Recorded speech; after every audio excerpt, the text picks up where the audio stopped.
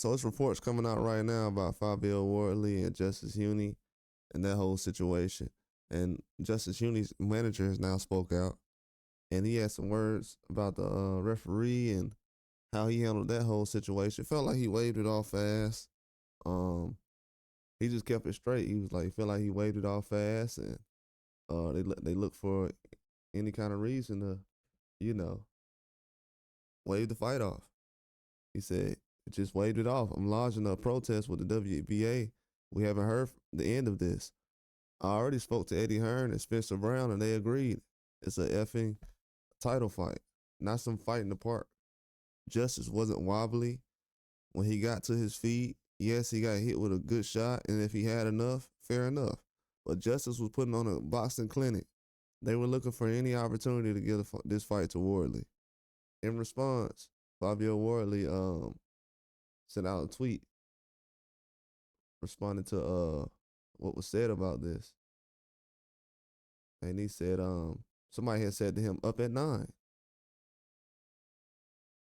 that Huni was up at 9.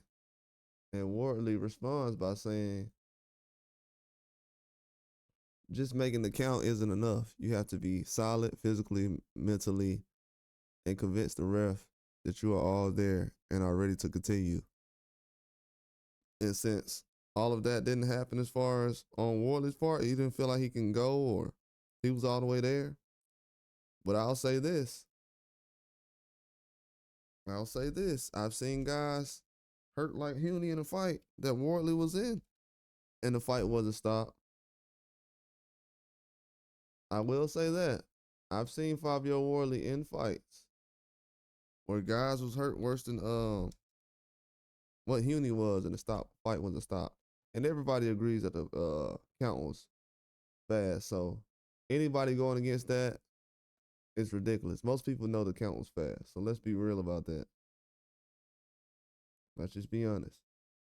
Because even Clark was dropped in like against Wardley the first fight. If we seen what Clark was doing in that first fight, if Huni was like that in the fight, I would understand why